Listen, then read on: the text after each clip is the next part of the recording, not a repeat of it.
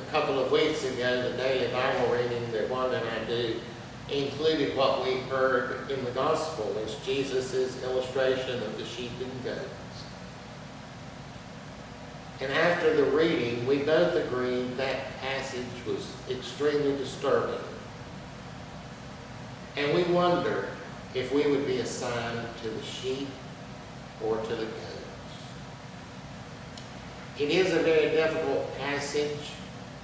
In my mind, it's one of the most difficult passages in the entire Bible. And we've talked about this passage before, but I think it is of supreme importance for Christianity. It is the only illustration in the Bible of what some call the Last Judgment. People are gathered in front of Jesus. They are divided into two groups. One group goes to get a reward. The other group goes to get punishment. The criteria by which they are separated out, though, are not the criteria we would expect. They are separated out based on whether they fed the hungry, gave drink to the thirsty, took in strangers, clothed the naked, and visited the sick and the prisoners. Those are the criteria by which people are separated out. And this has caused more than a little bit of consternation in Christianity from the very beginning. And I can tell you that this is one of the most overlooked passages in the entire Gospels, and that is the reason why. For the simple reason that people do not know what to do with it. Or else we just don't want to face the implications of it. But whatever the case, people are separated out.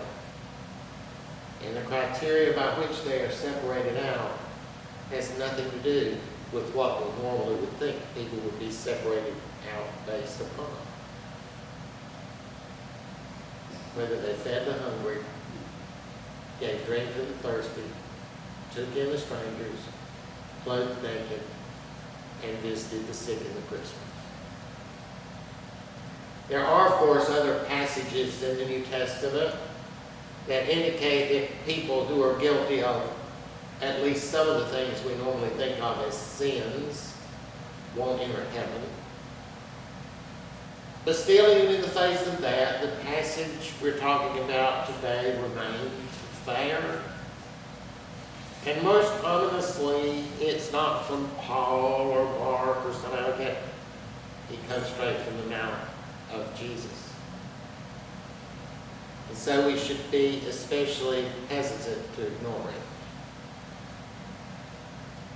Obviously, it's very important to Jesus whether or not we feed the hungry, clothe the naked, give drink to the thirsty, take in strangers, and visit the sick and the prisoners. In fact, I guess you could say that's what is of supreme importance to him. Now, there was a man that I used to like to read his writings. There's a theologian named Reinhold Niebuhr. And he was popular back in 40s and 50s back then. And he wrote books. They were still teaching his stuff in the seminary in the 80s. They don't mention it now, but they used to. And I remember the phrase he used. He said that things we do in this life will have eternal significance. In other words, the things we do in this life will follow us beyond this life. And the way we live our lives now will affect things afterward. Now, when you look at the things Jesus wants us to do, you'll see what he wants us to do is meet the basic human needs and give help for people when they can't help themselves. You'll notice Jesus is not telling us to take care of their wants. He's telling us to take care of their basic needs. And this is not the only place where Jesus talks about things like this. Jesus at one point tells us, give to whomever asks, lend to whoever wants to borrow, even though they might not be able to pay it back. In one place, a man comes up to Jesus and says, "What must I do to inherit eternal life?" And he tells Jesus he's kept all the commandments. You remember what Jesus told him? Jesus said, "You still lack one thing. Go sell all you have, give to the poor, and come and follow me." And this stuff is so stringent. Jesus says, give to whomever asks, lend to whomever wants to borrow, sell all you have, and give to the poor. Moving on out of the Gospels, on to the rest of the New Testament, from the book of James, we hear, if a brother or sister is naked and destitute of daily food, and you say to them, depart in peace, be warmed and filled, but you do not give them the things which are needed for the body, what does it profit? Now, if you look at the account of the birth of Jesus in the Gospel of Luke, you'll notice that the first one that gets pregnant is a woman named Elizabeth. She gets pregnant and she will bear John the Baptist. And then next, Mary gets pregnant and she will bear Jesus. And we learn that Elizabeth and Mary are cousins. And after Mary learns she is pregnant, she goes and she visits Elizabeth. And when Mary gets there, she says something that has traditionally been referred to as the Magnificat. That means my soul magnifies. She says the lowly are exalted, but the powerful are not bound. The hungry are filled with good things, and the rich are sent empty away. How many preachers did you hear from the pulpit screaming those things? Did you hear them scream, for all have sinned and come short of the glory of God? But did you ever hear them scream things like that? Have you ever had someone walk up to you on the street or a parking lot and ask for money? Back when the former owners owned this building, we had to mow the grass here. So we'd come down usually on Friday afternoon and mow the grass. So a lot of times there would be people come up on money. We've had them come up after church while we were loading stuff up. And I always feel conflicted in situations like that. You know, you want to help somebody, but just giving them money won't change anything about their situation. I could give them money, maybe they'd go out and buy food, or maybe they'd go buy a bottle of liquor or something, or some drugs. I don't know what they'd do. Even if they did buy food, it wouldn't change their situation. Next day, they'd be hungry again. You know, we'd all like to help people like that, but we'd like to help in ways that would really help. Not just give them food for one day and not being in a paper. And I tell myself that. I really do. And then I go home and think about it, and the realization goes off in my head. Nowhere in the Gospels does Jesus tell us to go out and change their situation. Nowhere does Jesus go out and tell us to work to change the plight of the poor. He doesn't tell us to get involved in politics and lobby on behalf of the homeless, lobby on behalf of the poor. He never tells us to address the social and economic structures that lead to people being poor and homeless. He never even hints at that. He just says, feed them, clothe them, take care of their needs. He never calls us to political action. He simply says, take care of their needs. That's an open-ended commitment. There are homeless people all over Shelby, poor people all over Cleveland County. We have them living near us. There's so much need in Shelby and Cleveland County, we could never hope to meet it all. We could do what Jesus said, sell what you have, give to the poor, and it wouldn't even make a dent into it. It wouldn't even be a drop in the bucket. From Matthew chapter 26, we hear when Jesus was in Bethany at the house of Simon the leper, a woman came to him having an alabaster flask of very costly fragrant oil. She poured it on his head as he sat at the table. But when his disciples saw it, they were indignant and said, "Why this waste? This oil might have been sold for much and given to the poor." For when Jesus was aware of it, he said to them, "Why do you trouble this woman? She has done a good work for me. You have the poor with you always, but me you do not always have." And a lot of times people say, "Well, Jesus said the poor will be with you always." But I don't think this passage gives us an out from what we're looking at tonight. It's about a specific incident where a woman does a specific thing for Jesus. There's nothing I can find in the New Testament that releases us from the emphasis Jesus put on this. There's nothing that I can find that dilutes it. I guess we might all have our opinions about why this is something that has basically been ignored in Christianity. I don't know of any major Christian denomination that emphasizes this. None of them. And I don't know about all of them, but I know enough about the Presbyterians and Episcopalians, certainly. They don't. And I know enough about the Baptists, Methodists, Lutherans, and Catholics, and all they don't.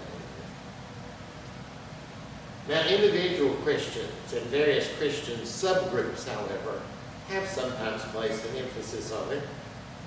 And from that we get things like soup kitchens and homeless shelters. And they're still in some places, and they do good jobs. But in general, programs like that are on the sidelines. They're not, in Christianity, they're not given the supreme importance that Jesus placed on them. Really, reading the things Jesus said, we get the impression that anytime you see someone in need, Jesus expects us to help them. And that's certainly how the passage is written. What does it require for us to do that? It requires the willingness to sacrifice for others.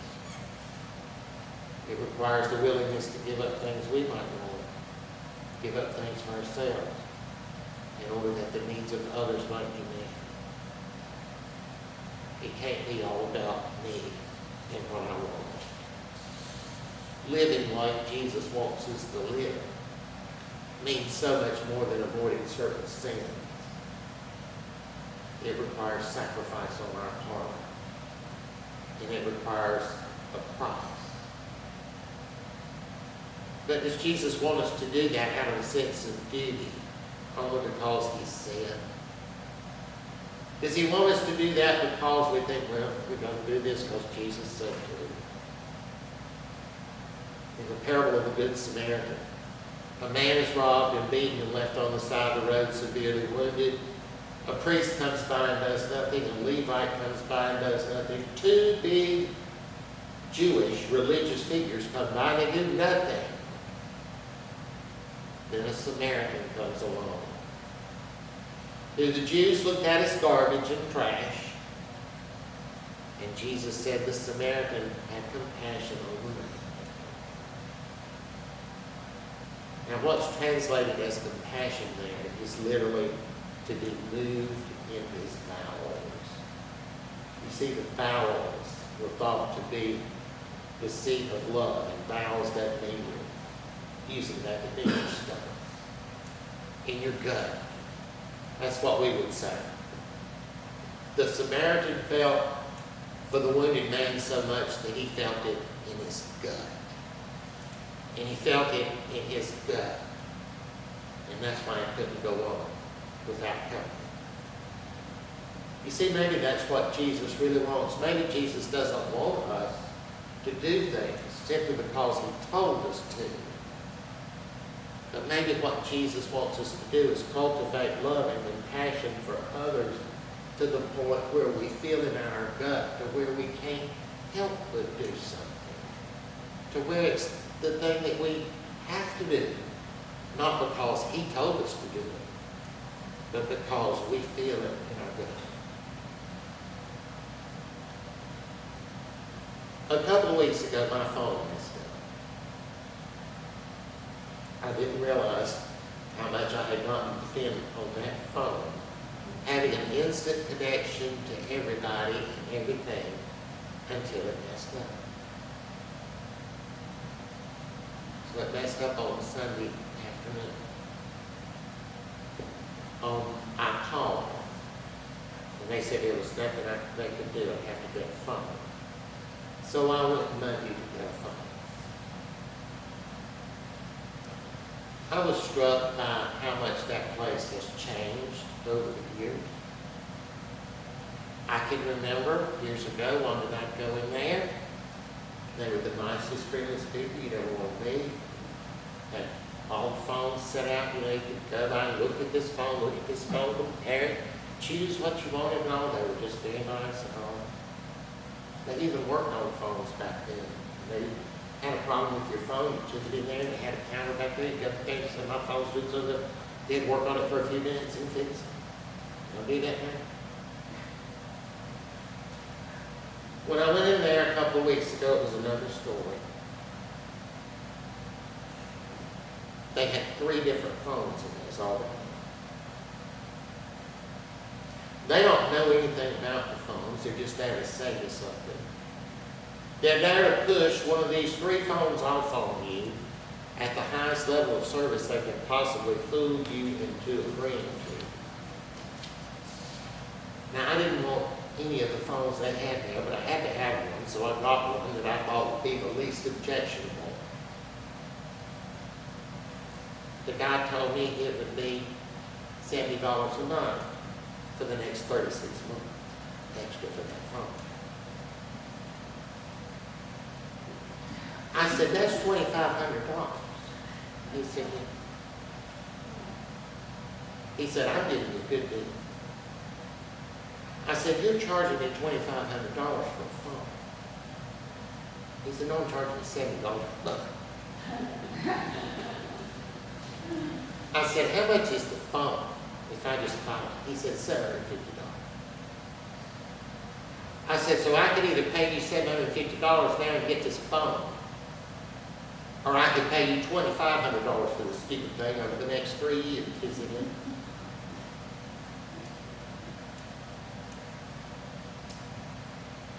And I said, this was the young guy about 30. And although Wanda wasn't with me, I tried to remember her advice, remember your pastor. I said, do you think it's ethical to try to snooker people into paying more than 3 times the cost of this phone? And you know, that guy looked at me with a face and an expression that was totally plain. And he said, I just read off what it says here, that's all I do. He was completely plain. He was completely ignorant. He didn't even consider the lack of morality, the lack of ethics in what he was doing. It never even dawned on him. Every salesperson in there was the same way. And I'm not exaggerating that when I left that place, I felt like I had been in the presence of evil. If I had been in a brothel down in the back streets of New Orleans, where there's gambling, drinking, prostitution, drugs, and everything else, I wouldn't have thought that I was in as evil a place as I thought I was in that place. Because you see, where I was a world where there are no principles,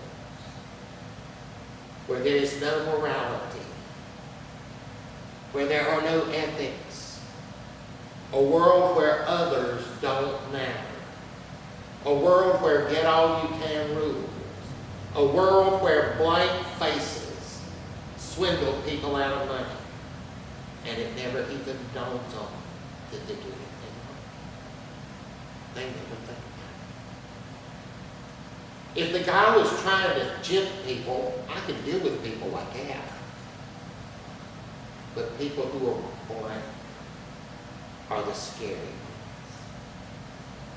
They're not consciously trying to harm anyone. They're just robots operating with no sense of morality and ethics.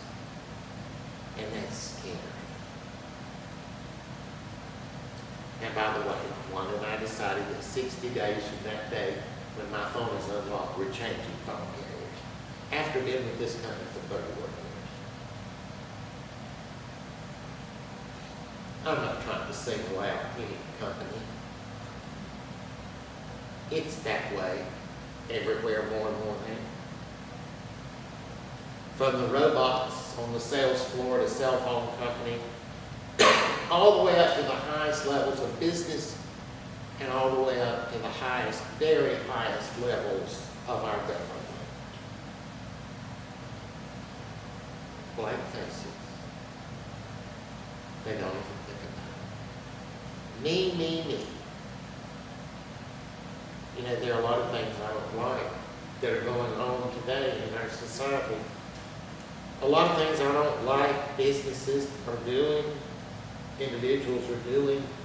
A lot of things I don't like the government's doing. Jesus never told us to go in and change anything.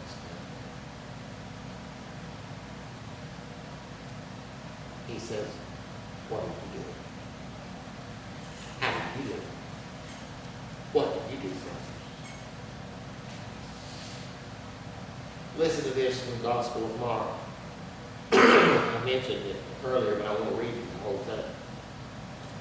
As Jesus was going out on the road, one came running up, knelt before him, and asked, "Good teacher, what shall I do that I may inherit eternal life?" Jesus said to him, "Why do you call me good? No one is good but one, God.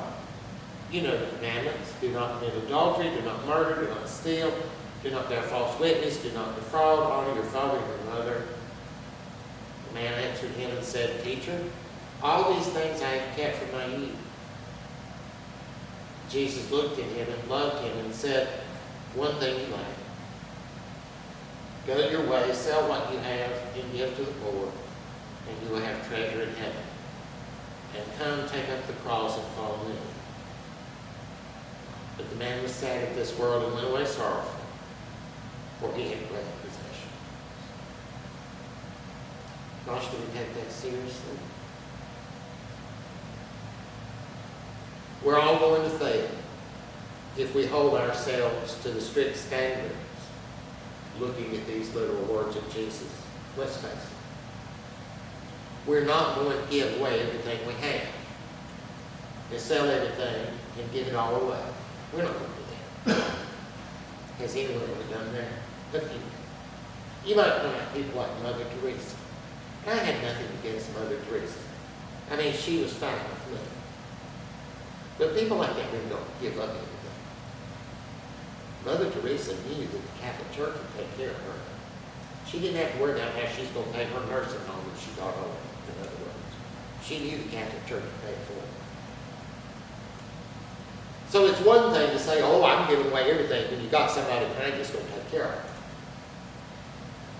But when you're the lone ranger into it, who would be willing to do that? So I guess none of us is going to live up to Jesus' standards. We're not. So I guess we have to accept that and go on. But what we can do to mitigate that is to try to cultivate caring and love for others in our own lives. We can step outside ourselves and see others as important. We can decide to not make it all about what we want. And mainly, we cannot see others as a tool to get what we want. But many do. At all levels of our society, to the top of business and industry, and to the very top of government. You know, we don't have to answer for what other people do. There's no place in the New Testament that even hints at the fact that we will have to answer for what other people do. We won't. They will one day face the consequences of their actions. And we will only face the consequences of ours. We truly live in a society where evil seems so strong. But we know its days are numbered. Evil will not last. The things that will last are the things we do for others. Those will follow us into eternity. The things we did for others.